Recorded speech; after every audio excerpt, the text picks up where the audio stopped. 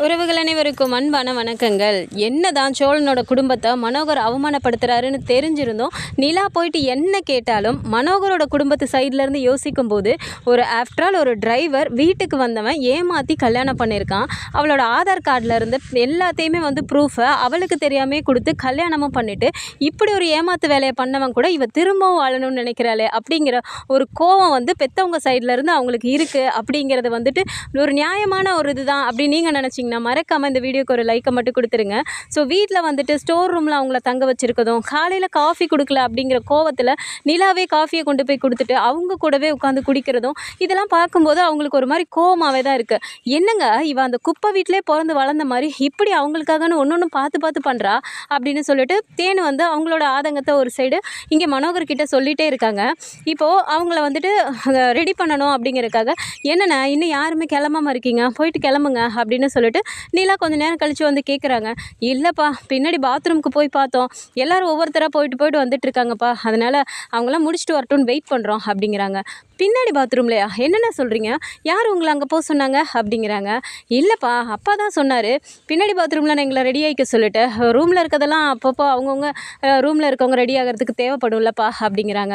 அப்படி நிலாவுக்கு ஒரு மாதிரி ஆகுது. பின்னாடி பாத்ரூம் வீட்டில் இருக்க வேலை செய்கிறவங்களுக்காக கொடுக்கறது தானே, அதை போய் எதுக்கு அப்பா கொடுத்தாரு அப்படின்னு அவங்களுக்குள்ளே மனசுக்குள்ளார ஒரு கோவம் இருந்தாலும் ஃபஸ்ட்டு பாண்டியையும் பல்லவனையும் நீங்கள் வாங்க அப்படின்னு சொல்லிட்டு அவங்க 2 பேரையும் கூட்டிகிட்டு போயிட்டு, இது என்னோடய ரூம் தான், நீங்கள் இங்கே ரெடி ஆகிட்டு என்னை கூப்பிடுங்க, யார் வந்தாலும் கதவை திறக்க வேணாம், நான் கூப்பிட்டா மட்டும் திறங்க போதும் அப்படின்னு சொல்லிட்டு நிலா இப்போ கொண்டு போய் நிலாவோட ரூம்லேயே பல்லவனையும் பாண்டியையும் ரெடி ஆகுங்கன்னு விட்டுட்டு வந்துடுறாங்க. அடுத்ததாக சோழனையும் சேரனையும் நீங்கள் வாங்க அப்படின்னு கூட்டிகிட்டு போயிட்டு அவங்க சித்தப்பா இருக்க ரூமுக்கு கூட்டிகிட்டு போகிறாங்க. ஸோ அங்கே போயிட்டு அவங்க சித்தப்பா கிட்ட நீங்கள் ரெடி ஆகிட்டீங்களா சித்தப்பா அப்படிங்கிறாங்க. இல்லைம்மா, இனிமேல் தான் ஆகணும் அப்படின்னு சொல்லும்போது, இல்லை சித்தப்பா இவங்க கொஞ்சம் ரெடி ஆகிக்கட்டுமா, நீங்கள் வெளியே இருக்கீங்களா அப்படிங்கிறாங்க. இதை பார்த்த சேரன்ப்பா, என்னப்பா அவர் இந்த ரூமில் இருக்கார், அவரை வெளியே அனுப்பிட்டு நாங்கள் ரெடி ஆகணுமா அப்படிங்கிறாங்க. அப்போ அதை பார்த்தது ஒன்றும் இல்லை, நீங்கள் மாப்பிள்ளை வீட்டுக்காரங்க, உங்களை கவனிச்சிக்கிறதும் ஏன் பொறுப்பு தானே, அதெல்லாம் ஒன்றும் பிரச்சனை இல்லை, நீங்கள் ஃபஸ்ட்டு ரெடி ஆகுங்க, நான் அப்புறமா கூட பண்ணுறேன் அப்படின்னு சொல்லிட்டு நீ பார்த்துக்கமா நிலா அப்படின்னு அவங்க சித்தப்பாவும் சொல்லிட்டு போயிடுறாரு. இப்போ இவங்க 2 பேரும் இந்த ரூமில் ரெடி ஆகுறாங்க. இப்போது ரூமெல்லாம் அரேஞ்ச் பண்ணி கொடுத்துட்டு நிலா இப்போ நேராக அங்கே வராங்க. வந்த உடனே மனோகர் பார்த்துட்டு, இங்கே வாமா நிலா, என்னம்மா அம்மாவை ஏதோ சத்தம் போட்டு திட்டினியாமே அப்படிங்கிறாங்க. ஆமாம், என்ன நினச்சிட்டு இருக்கீங்க நீங்கள் அப்படிங்கிறாங்க. ஏம்மா என்னம்மா இப்படி பேசுகிற அப்படிங்கிறாங்க. ஆமாம், இந்த ஃபங்க்ஷன் யாருக்காக பண்ணுறீங்க நீங்கள் அப்படிங்கிறாங்க. என்னம்மா இப்படி பேசுகிற, உனக்காக தானே அப்படிங்கிறாங்க.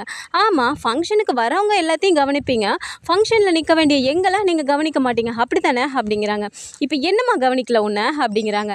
என்னன்னா என்ன சொல்லலை, அவங்களுக்கு என்ன ஸ்டோர் ரூமை கொடுத்துருக்கீங்க, பின்னாடி பாத்ரூமில் ரெடி பண்ண சொல்லியிருக்கீங்க, குளிச்சுட்டு ரெடி ஆகிறதுக்கு பின்னாடி பாத்ரூமை யூஸ் பண்ண சொல்லியிருக்கீங்க.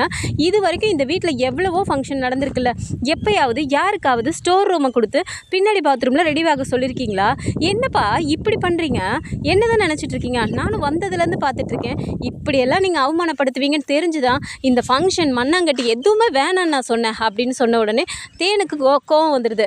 என்னடி மண்ணாங்கட்டின்னு சொல்லிட்டு இருக்க, உனக்காக பார்த்து உங்கள் அப்பா ஒன்று பண்ணிகிட்ருக்காரு, நீ பாட்டுக்கு வாய்க்கு வந்ததெல்லாம் பேசிகிட்டு இருக்க அப்படிங்கிறாங்க. நீங்கள் எப்படி நடந்துக்கிறீங்களோ அதுக்கு தகுந்த மாதிரி தான் என்னோடய வார்த்தையும் வரும். வீட்டில் சொந்தக்காரங்கள்லாம் வந்திருக்காங்களேங்கிறதுக்காக அமைதியாக பேசிகிட்டு இருக்கேன், இனிமேலாவது பார்த்து நடந்துக்கோங்க அப்படின்னு சொல்லிட்டு நிலா விறுவிறுன்னு போகும்போது அப்படி தேனுக்கு அவ்வளோ கோவம் வருது. என்னங்க இவா உங்கள் முன்னாடி ஒரு வார்த்தை பேசுகிறதுக்கு அப்படி பயப்படுவா, இப்போ உங்கள் முன்னாடியே குரலை ஒசத்தி அந்த குப்பையில் வீட்டில் வாழ்கிற எல்லாத்துக்காகவும் இப்படி பேசிகிட்டு இருக்கா அப்படிங்கிறாங்க. விடு தேனை, பார்த்துக்கலாம், எவ்வளோ நாளைக்கு அவள் ஆட போகிறான்னு பார்க்குறேன் நானும், விடு சொந்தக்காரங்களாம் வந்திருக்காங்கல்ல, இப்போ எந்த பிரச்சனையும் வேணாம் அப்படிங்கிறாங்க. ஏதாவது சொல்லி என் வாயை மட்டும் அடைச்சிருங்க அப்படின்னு சொல்லிட்டு இப்போ தேனும் நேராக கிளம்பி அங்கே அந்த சைடு போயிடுறாங்க. ஸோ மண்டபத்துக்கு போனால் அங்கே சேரன் இவங்க எல்லோரும் ஃபேமிலியெல்லாம் கூப்பிட்டு ஃபஸ்ட்டே வந்துடுறாரு. ஸோ அங்கே இருக்க அந்த ஃப்ளெக்ஸ் பேனர் எல்லாம் பார்க்கும்போது ரொம்ப சந்தோஷமாக இருக்குது. நிலா சோழன் அப்படின்னு போட்டு அங்கே இருக்க ஃபோட்டோஸ்லாம் பார்க்கும்போது ரொம்ப அழகாக இருக்குது. அப்படிங்கும்போது அங்கே போயிட்டு சோழன் நிலா அங்கே நின்று ஒரு ஃபோட்டோ எடுத்துக்கலாமா நம்ம அப்படின்னு கேட்குறாங்க.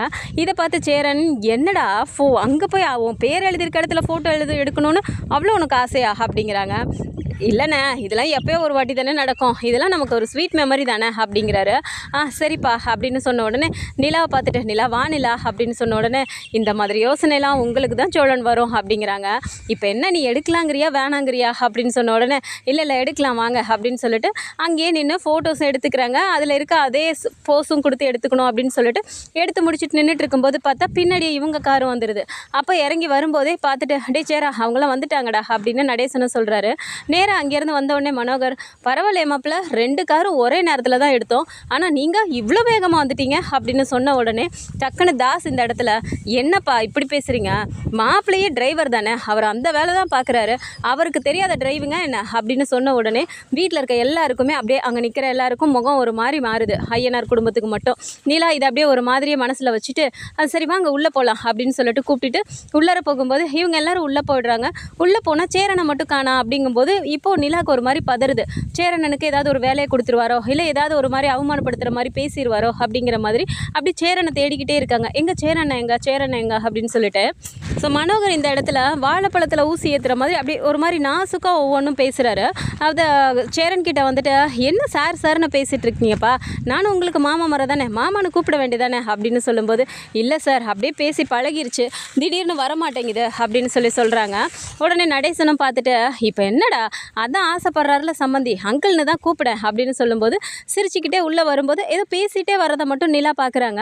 அந்த சைடு அவங்க அப்பா போன உடனே டக்குன்னு சேரனை கூப்பிட்டு அண்ணா ஏதாவது சொன்னாரா, அப்பா உங்ககிட்ட பேசிட்டு வந்தார் என்ன சொன்னார் அப்படின்னோடனே இல்லைப்பா மண்டபத்தை பற்றி தான் பேசிகிட்டு இருந்தோம், இன்னும் கிராண்டாக பண்ணணும்னு ஆசைப்பட்டாராம், ஒன்னால தான் இப்படி சிம்பிளாக பண்ணேன்னு சொன்னாருப்பா, இதுவே நல்லா பண்ணியிருக்காருல்ல அப்படின்னு சொல்லும்போது இல்லைண்ணா வேறு ஏதாவது பேசினாரா அப்படிங்கிறாங்க. இல்லைப்பா ஏன்பா அப்படிங்கிறாங்க. ஏதாவது எங்கள் அப்பா ஏதாவது சொன்னார் பிரச்சனை பண்ணுற மாதிரி ஏதாவது பேசினாருன்னா உடனே என்கிட்ட சொல்லணும் அப்படின்றாங்க. அப்படிலாம் எதுவும் இல்லைப்பா அப்படின்னு சொல்கிறாங்க. ஸோ பேசிகிட்டு இருக்கும்போதே வந்து மேக்கப் போடணும் வா வா வான்னு அவங்க அம்மாவும் அண்ணியும் கூப்பிட்டுட்டே இருக்காங்க. ஒரு நிமிஷம் இருங்க அப்படின்னு சொல்லிட்டு பல்லவனையும் கூப்பிட்டு தனியாக சொல்கிறாங்க. எதுவாக இருந்தாலும் எனக்கு ஃபோன் பண்ணுடா அப்படின்ட்டு. அண்ணே அதெல்லாம் நாங்கள் பார்த்துக்குறோம் நீ போய் இங்கே போய் கிளம்புங்க அண்ணி அப்படிங்கிறாங்க. சரி இருங்க அப்படின்ட்டு அம்மா இவங்களுக்குலாம் எந்த ரூமு அப்படின்னோடனே அப்பா கிட்ட தான் கேட்கணும் அப்படிங்கிறாங்க. சரின்னு மனோகர்கிட்டையும் போய் கேட்குறாங்க. இப்போது உனக்கும் மாப்பிள்ளைக்கு கீழேம்மா இவங்க எல்லாருக்கும் மாடியில் அப்படின்னு சொல்கிறாரு. சரி நான் இவங்க எல்லாரையும் ரூமில் விட்டுட்டு வரட்டுமா அப்படின்றாங்க. அதெல்லாம் ஒன்றும் வேணாம்ப்பா நாங்கள் பார்த்துக்குறோம் நீ போப்பா அப்படின்னு சொன்ன உடனே நிலா ஒரு மாதிரி தயங்கியே போயிட்டு நீ ஃபோன் பண்ணுடா பல்லவா அப்படின்னு சொல்லிட்டு போயிடுறாங்க. இதை பார்த்த தாஸ் பார்த்தீங்களாப்பா அவனுங்களை நம்ம ஏதாவது சொல்லிடுவோமா, அவள் எப்படி பயப்படுறா பார்த்தீங்களா அப்படிங்கிறாங்க. விடுறா எத்தனை நாளைக்கு நம்மளும் பார்க்கலாம் அப்படின்னு சொல்லிட்டு இப்போ பார்த்துட்டு இருக்கும்போது பார்த்தா இங்கே பல்லவன் வந்துட்டு ஃபோனை அப்படியே ஒரு மாதிரி ஃபோனில் நோண்டிகிட்டே அப்படியே போகும்போது அப்படியே பார்க்குறாரு. ஆளை மண்டையும் பாரு ஃபோனை நோண்டிட்டு சுற்றிட்டு இருக்கான் அப்படின்ட்டு தம்பி இங்கே வாங்கலேன் அப்படிங்கிறாங்க. சொல்லுங்கள் அப்படின்னோடனே இல்லைப்பா தப்பாக எடுத்துக்காதீங்க இன்னும் டைம் ஆகிடுச்சுப்பா, இன்னும் ஆளுங்கள்லாம் யாரும் வரல போல இருக்குது, சேர் டேபிள்லாம் அப்படியே கிடக்கு, இதுக்கு கவர் மட்டும் போட்டுறியாப்பா அப்படின்னு சொல்லும்போது அப்படியே ஒரு மாதிரி பார்க்குறாரு.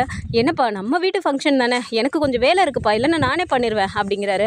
இல்லை நான் பண்ணுறேன் அப்படின்னு சொல்லிட்டு பல்லவன் இப்போ பண்ணிட்டு இருக்கும்போதே பாண்டி பார்த்துட்டு வேகமாக வந்துட்டு டேய் நீ ஏன்டா அதெல்லாம் பண்ணுற அப்படிங்கிறாங்க.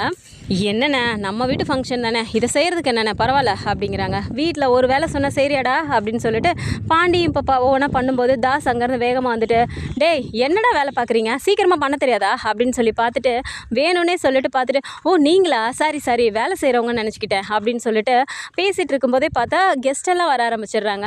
ஸோ கெஸ்ட்டுக்கிட்ட அவங்க பேசிக்கிட்டே வேணும்னு சீக்கிரம் வேலையை பாருங்கள் என்ன இவ்வளோ லேட்டாக பார்க்குறீங்க அப்படின்னு வேணும்னே சொல்லிட்டு போகிறாரு. அப்போ பாண்டிக்கு ஒரு மாதிரி ஆகுது. டே பல்லவா நீ அப்படியே வச்சுட்டு நீ போடா சோளம் கூட போய் நில்லு அப்படிங்கிறாங்க. இல்லைண்ணா இவ்வளோ சேரு கிடக்கு நீ எப்படி தனியாக போடுவ அப்படிங்கிறாரு பல்லவன். நான் பார்த்துக்கிறேன்னு சொல்கிறேன்ல அங்கே சோழன் கூட யாராவது நிற்கணும்ல நீ போ நான் இதெல்லாம் போத்துக்கிறேன் அப்படின்னு சொல்லிட்டு பல்லவனை இங்கே சோழன் கூட அனுப்பிடுறாரு. இந்த டைமில் தான் கரெக்டாக சேரன் போயிட்டு அங்கே சமையல் கட்டில் வேலையெல்லாம் கரெக்டாக நடக்குதா அப்படின்னு பார்க்கலான்னு அங்கே போகும்போது அங்கே அவரோட பேச்சு வழக்கிலேயே அங்கே இருக்கவர்கிட்டையும் நல்லா பேசி பழகிடுறாரு.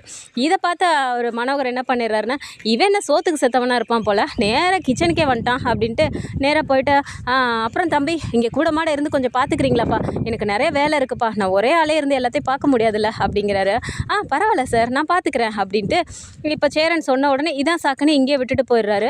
இப்போது அங்கே சேரன் வந்துட்டு இந்த வேலையை மட்டும் பார்க்காம காய்கறி நறுக்கிறது சமையலுக்கு அது இதுன்னு கொட்டுறதுன்னு சொல்லிட்டு அது இதுன்னு வேலை செஞ்சு சட்டையெல்லாம் ஈரமாக்கிடுறாரு. அங்கேருந்து அப்போ தான் அதை முடிச்சுட்டு வெளியே வராரு. அந்த டைமில் பார்த்தா தாஸ் வந்திருக்க எல்லாருக்கும் ஜூஸ் கொடுத்துட்ருக்காரு. இதை பார்த்தது மனோகர் போயிட்டு, டேய் தாஸ், என்னடா வேலை பார்த்துட்டு இருக்க? அங்கே ஸ்டேஜில் போய் கெத்தா நிற்கிறத விட்டுட்டு நீ என்ன ஜூஸ் கொடுத்துட்ருக்க அப்படிங்கிறாங்க. ஆளுங்க யாரும் இல்லைப்பா, வந்திருக்கவங்களுக்கு அப்புறம் கவனிக்க வேணாமா அப்படிங்கிறாரு. இருடா, நீ எதுக்கு கொடுக்குற அப்படின்னு சொல்லி திரும்பி பார்க்கும்போது தான் கரெக்டாக அங்கேருந்து சேரன் வராரு. அதோ அவனே வந்துட்டான் பாரு அப்படின்னு சொல்லிட்டு, தம்பி ஒரு நிமிஷம் இங்கே வாங்கலேன் அப்படின்னு சொன்ன உடனே அங்கேருந்து சேரனும் அந்த நனைஞ்சு போன சட்டையோட அங்கேருந்து வராரு. சொல்லுங்க மாமா அப்படின்னோடனே, பரவாயில்லையே மாமான்னு கூப்பிட்டீங்க அப்படின்னு சொன்னோடனே, இல்லை வரும்போது சொல்லிக்கிட்டே வந்தேன் அப்படிங்கிறாரு. சரி தம்பி, தப்பாக எடுத்துக்கலண்ணா, தாஸுக்கு ஒரு முக்கியமான வேலை இருக்குப்பா, அவன் வெளியே போகணும், நீங்கள் கொஞ்சம் வந்திருக்கவங்களுக்குலாம் ஜூஸ் கொடுத்துட்றீங்களா அப்படின்னு சொன்ன உடனே, சரிங்க சார், பரவாயில்ல கொடுங்க அப்படின்னு சொல்லிட்டு இப்போது எல்லாருக்கும் ஜூஸ் கொடுத்துட்ருக்காரு.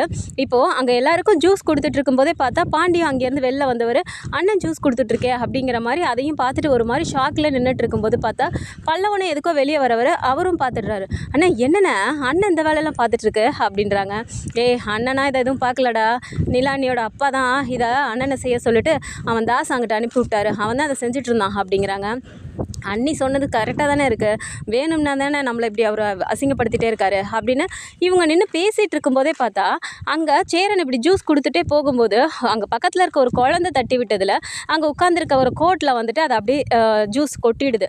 இதை பார்த்த உடனே அங்கே இருக்கவர் என்ன பண்ணிடுறாருன்னா டக்குன்னு எழுந்து நின்று சேரனை பலாருன்னு கன்னத்திலே அரைஞ்சிடுறாரு. என்னடா நீ ஜூஸ் கொடுக்குற, ஒழுங்காக ஒரு வேலையை பார்க்க தெரியாதா அப்படின்னு சொல்லிட்டு அவர் வந்து அடித்த உடனே அப்படியே சேரனுக்கு வந்து சங்கடமாக போயிடுது. எல்லாருமே சேரனே அப்படியே பார்க்குறாங்க. ஒரு மாதிரி இது பண்ணும்போது இங்கே பாண்டிக்கும் பல்லவனுக்கும் சரியான கோவம் வந்துடுது. அங்கேருந்து வேக வேகமாக ஓடி போயிட்டா, அண்ணா இருண்ணே அப்படின்ட்டு ஓடிடுறாங்க. ஒன்றும் இல்லைடா தெரியாமல் தான் ஜூஸ் கொட்டிருச்சு அப்படிங்கிறாங்க. என்னங்க ஜூஸ் கொட்டினா உடனே நீங்கள் அடிப்பீங்களா அப்படின்னு சொல்லிட்டு பாண்டி கத்துறாரு. இப்போ இங்கே கச்சன்னு சவுண்டு கேட்க உடனே அங்கே வந்துட்டு மேக்கப் போட்டுட்டு இருந்த அந்த இடத்துல இருந்து எல்லாருக்கும் சவுண்டு கேட்ட உடனே அங்கேருந்து அவங்களும் எந்திரிச்சு வெளியே வந்துடுறாங்க. நிலா வந்துட்டு அங்கே ஆல்ரெடி ஒரு மாதிரி பக்குன்னே தான் உட்காந்துட்டு இருக்காங்க. 2 மணி நேரம் ஆகும் மேக்கப் போட அப்படிங்கும்போது இந்த 2 மணி நேரத்தில் இவங்களை என்னென்ன பண்ண போகிறாங்களோ அப்படிங்கிற ஒரு பயத்தில் தான் அங்கே உட்காந்துட்டு இருக்காங்க. ஸோ வெளியில் வந்து இந்த மாதிரி சவுண்டு கேட்குது அப்படிங்கும்போதே எழுந்து ஓடி வந்துடுறாங்க. வெளியில் வந்து பார்த்தா சேரன் நிற்கிறாரு, பாண்டி பல்லவன் நிற்கிறாங்க. சுற்றி இருக்கிறவங்களாம் எல்லோரும் நிற்கும்போது இப்போ அந்த மனுஷன் வந்து திட்டிகிட்டு இருக்காரு. கோர்ட்டில் வந்துட்டு எப்படி ஜூஸை ஊற்றுவ அப்படின்னு சொல்லிட்டு அவர் திட்டிகிட்டு இருக்கும்போதே அங்கேருந்து நிலாவும் ஓடி வந்துடுறாங்க, சோழன் ஓடி வந்துட்டு அண்ணா என்னண்ணே அப்படிங்கிறாங்க. நிலா நீ எதுக்குப்பா இங்கே வந்த அப்படிங்கிறாரு. அண்ணா என்னென்ன நடந்துச்சு அப்படிங்கிறாங்க. உடனே பாண்டி பார்த்துட்டு அது ஒன்றும் இல்லைங்க, அண்ணன் எல்லாருக்கும் ஜூஸ் கொடுத்துட்டு இருந்துச்சு, அந்த ஜூஸ் கொஞ்சம் கொட்டிடுச்சு போல இருக்குது, அதுக்காக இவர் டக்குன்னு அண்ணனை அடிச்சிட்டாருங்க அப்படிங்கிறாங்க. அடிச்சிட்டாரா அப்படின்ட்டு என்ன நினச்சிட்டு இருக்கீங்க, ஜூஸ் தெரியாமல் கொட்டினா அது கூட நீங்கள் அடிப்பீங்களா அப்படின்னு சொல்லிட்டு இப்போ நிலா பேசிகிட்டு இருக்கதை பார்த்தோன்னே மனோகர் அங்கேருந்து வேகமாக வந்துடுறாரு. ஆனால் நடக்கிற எல்லாத்தையுமே அவர் அங்கே நின்று ரசிச்சுட்டு தான் இருக்காரு. வாங்கடா அடி, அவமானப்படுறா அப்படின்னு சொல்லிட்டு நின்று சிரிச்சிட்டு தான் இருக்காரு.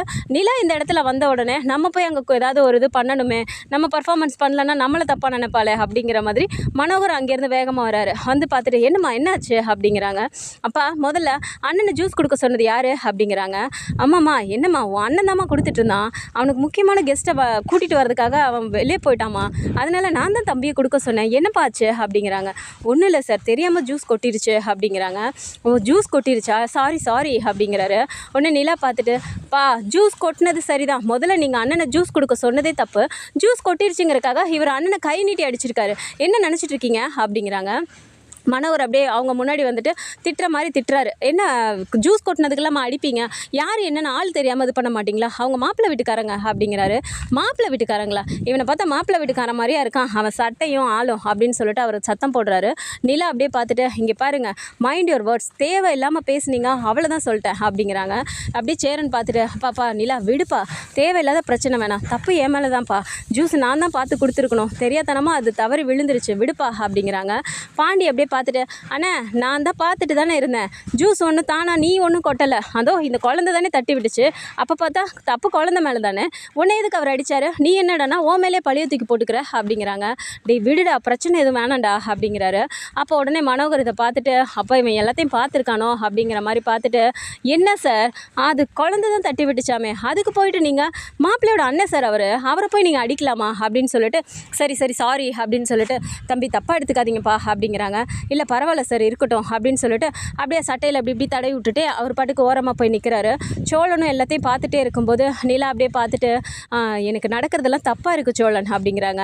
விடு நிலா, என்ன பண்ணுறது, நானும் வந்ததுலேருந்து பார்த்துட்டு தான் இருக்கேன். அவர் எங்கே தங்க வச்சுருக்காரு, எங்கே குளிக்க சொல்கிறாரு, இங்கே மண்டபத்துக்கு வந்ததுலேருந்து என்னென்னலாம் பண்ண சொல்லியிருக்காருங்கிறத நானும் பார்த்துட்டு தான் இருக்கேன் அப்படின்னோடனே பல்லவனை கூப்பிட்டு டேய் பல்லவா என்னென்னடா பண்ண சொன்னார் அப்படிங்கிறாங்க.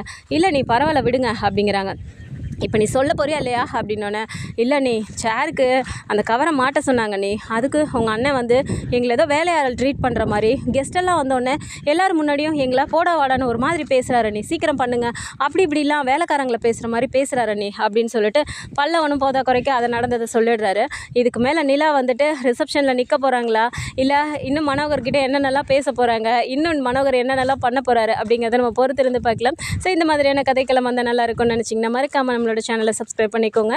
அண்ட் வீடியோ பிடிச்சிருக்கு அப்படின்னா சின்னதாக லைக்கை மட்டும் கொடுத்துருங்க. தேங்க்ஸ் ஃபார் வாட்சிங்.